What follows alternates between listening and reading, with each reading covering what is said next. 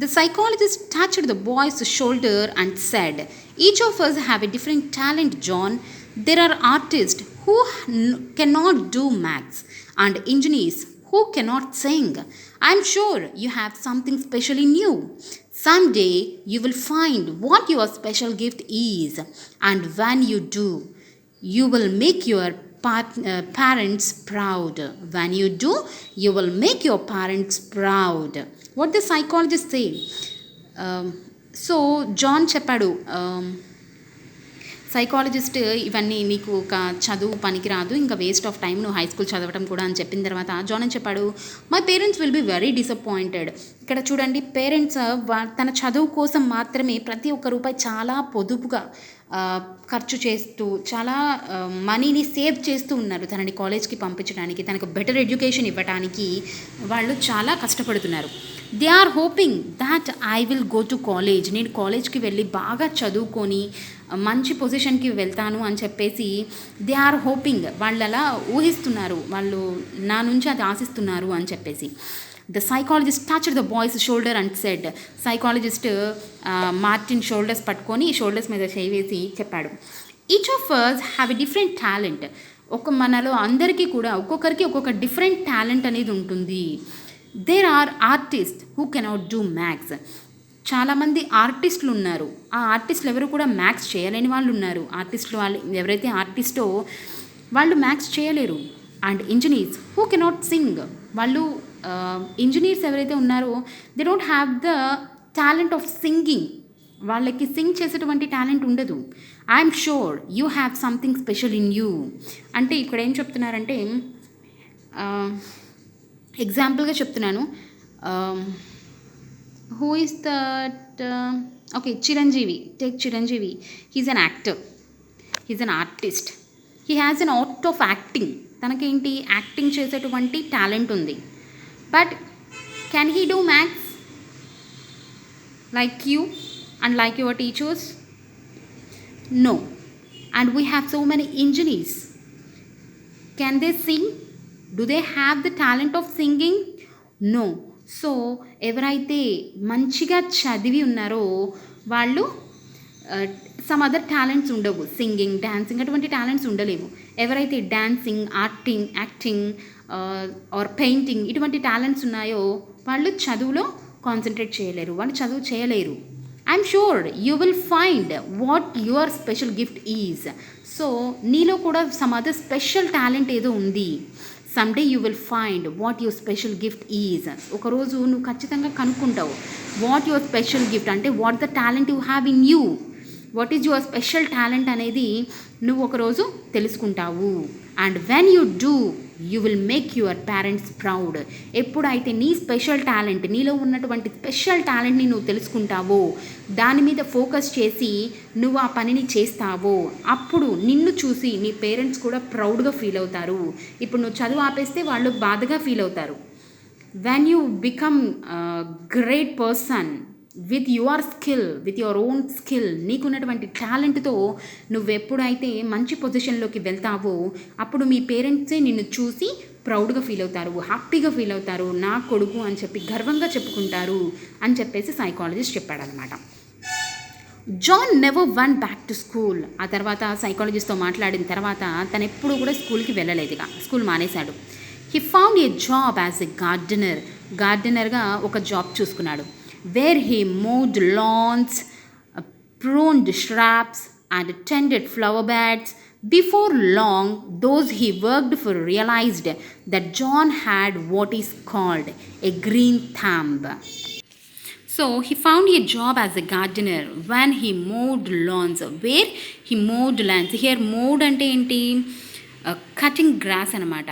అంటే పనికి రానటువంటి గ్రాస్ని కట్ చేసి లాన్ అంటే place of gardening, the place we use to plant flowers or plants అనమాట. మోడ్ లాన్స్ అంటే గ్రాస్ని కట్ చేసి నీట్గా వాటిని మోడ్ చేయడం. ప్రూన్డ్ ష్రబ్స్, ప్రూన్డ్ అంటే ఏంటి, బ్రాంచెస్ ఆఫ్ ట్రీస్ యొక్క బ్రాంచెస్ చాలా హైట్ లెగుస్తూ ఉంటాయి. సో ఎక్కడి వరకు దాని లిమిట్ వరకు కట్ చేసి మొత్తం ఒకటే ఈవెన్గా ఉండేలా కట్ చేస్తూ ఉంటారు చెట్లని. సో మనం పార్కులకి వెళ్ళినట్టయితే పార్క్స్లో ఎలా ఉంటాయి ట్రీస్, ఒక షేప్లో నీట్గా ఉంటాయి, మొత్తం ఒకటే లైన్లో ఒకటే లెవెల్లో కట్ చేసి ఉంటాయి. సో ప్రూన్డ్ అంటే అదనమాట, ఒకటే లెవెల్కి కట్ చేసి వాటిని మెయింటైన్ చేయడం. అండ్ టెండెడ్ ఫ్లవర్ బెడ్స్, హియర్ టెండెడ్ అంటే లుకింగ్ ఆఫ్టర్ అనమాట. ఫ్లవర్ బెడ్స్ని అవి ఎట్లా పూస్తున్నాయి, సో ఒక ప్లాంట్కి పూలు పువ్వకపోతే వాటికి ఏమంటారు, పెస్టిసైడ్స్ వేయడము, ఇక్కడ పురుగులు ఏమన్నా పడితే పెస్టిసైడ్స్ వేయడము, వాటికి ఎరువులు వేయడము స్ట్రాంగ్ అవ్వడానికి. సో అట్లాగా గార్డెన్ని బాగా కేర్ తీసుకుంటూ ఆ ఫ్లవర్స్ బాగా పూస్తున్నాయా లేదా అన్నిటి మీద కేర్ తీసుకోవడం అనమాట. Before long those he worked for realised that John had what is called a green thumb. So before long, ఆ తర్వాత ముందు అంతా ఎవరి కింద అయితే తను వర్క్ చేశాడో వాళ్ళందరూ అర్థం చేసుకున్నారు. ఏం అర్థం చేసుకున్నారు? John had a special talent and what he called is a green thumb. తనకి గ్రీన్ థంబ్ అంటే ability to grow plant successfully. ప్రతి ఒక్కరూ ప్లాంట్స్ సక్సెస్ఫుల్గా పెంచలేరు. ప్లాంట్స్కి ఎటువంటి ఎరువులు వేయాలి, ప్లాంట్స్ని ఎంత వాటర్ పట్టాలి, everything is very important. Okay, ప్లాంట్స్ని ఎంత కేర్ఫుల్గా చూసుకోవాలి అనేది కొంతమందికి మాత్రమే తెలుస్తుంది. ప్లాంట్స్ పెంచడం కూడా ఒక ఆర్ట్, ప్రతి ఒక్కరూ ప్లాంట్స్ని ఈజీగా పెంచలేరు. సో తనకి ప్లాంట్స్ గురించి everything he knows about the plants. ఏం చేస్తే అవి బాగా పెరుగుతాయి, ఎంతవరకు కట్ చేయాలి, ఫ్లవర్స్ బాగా పోయాలంటే ఏం చేయాలి, everything he knows about plants అనమాట. So he had a name like green thumb. Green thumb అంటే ప్లాంట్స్ గురించి ఒక ability to grow plant successfully. తను ప్లాంట్స్ని బాగా పెంచగలటువంటి ఎబిలిటీ ఉన్న వ్యక్తి అని చెప్పి గ్రీన్ థంబ్ అంటే. గ్రీనరీ అంటే మనకు ఆల్రెడీ ప్లాంట్స్ అని తెలుసు కదా, థంబ్ అనమాట. తను ఎక్కడ అంటే తను చేయి వేస్తే తను కేర్ తీసుకొని ఒక ప్లాంట్ మీద కేర్ తీసుకున్నాడు అంటే ఖచ్చితంగా ఆ ప్లాంట్ చాలా బాగా పెరుగుతుంది, బాగుంటుంది అని చెప్పేసి అనమాట. సో గ్రీన్ థంబ్ అని. The plants under John's care grew and blossomed. He rearranged gardens and made them more beautiful than before. So తను కేర్ తీసుకునేటువంటి ఈ ప్లాంట్స్ అన్నీ కూడా గ్రూ అండ్ బ్లాజమ్డ్, చాలా బాగా ఎదిగి పెద్దవి, అండ్ బ్లాజమ్డ్ మంచి మంచి ఫ్లవర్స్ ఇచ్చాయన్నమాట.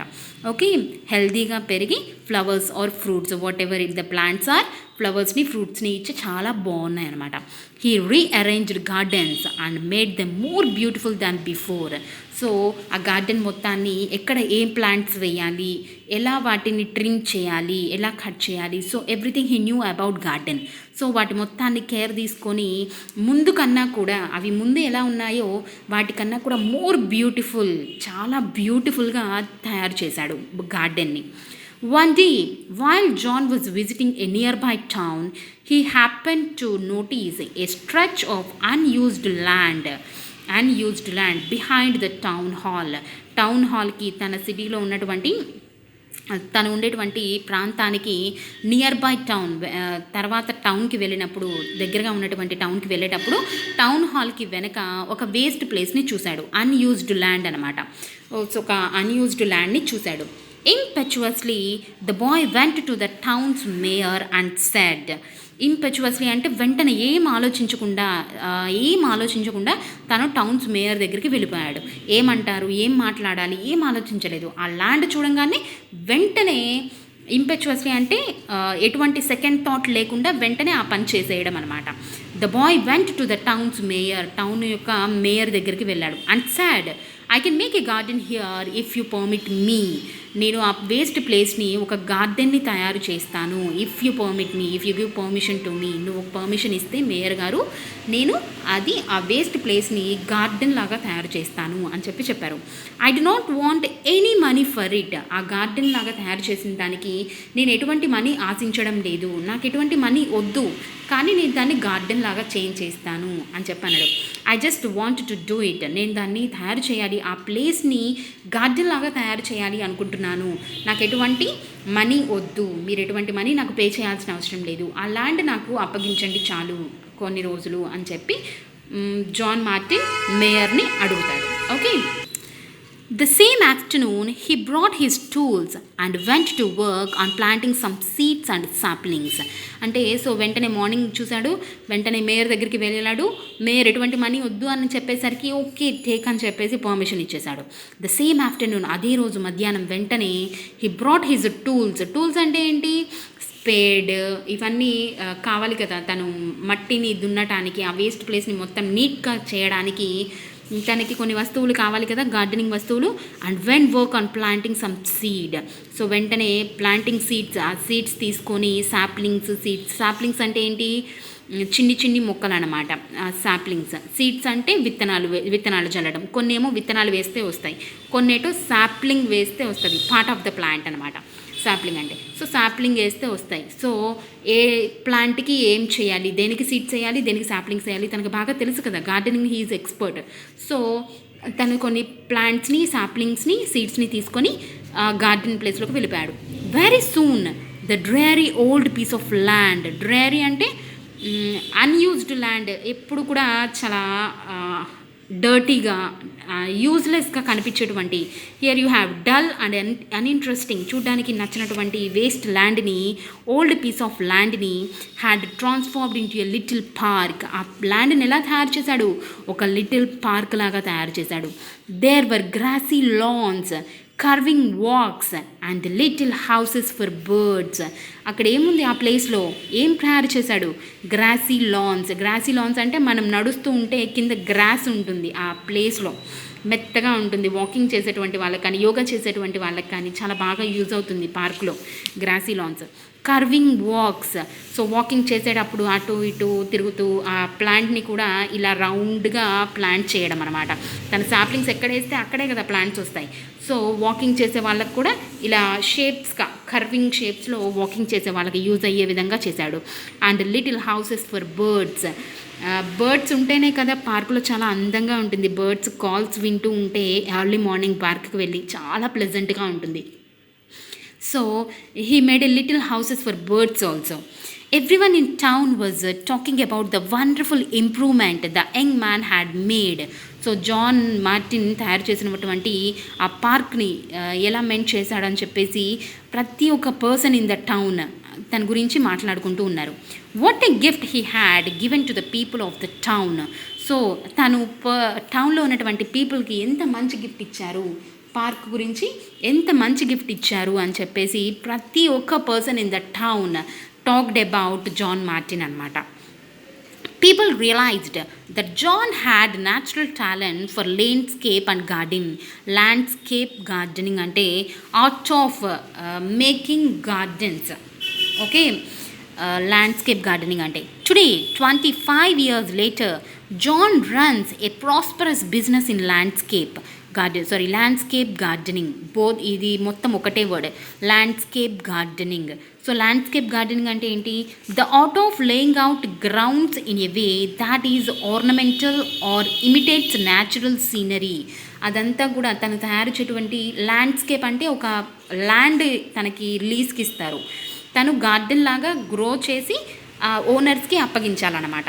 ఆ గార్డెన్ ఇప్పుడు తను ఒక ప్లేస్ తీసుకున్నాడు, మేయర్ని అడిగి ఒక ప్లేస్ తను రెంట్కి లాగా కానీ ఏదైనా కానీ ఆ ప్లేస్ తీసుకొని తను గార్డెన్ లాగా పెంచి అందరి చేత ప్రైజెస్ పొందాడు. అంటే మంచి ఏమంటారు, ప్రైజెస్ పొందాడు.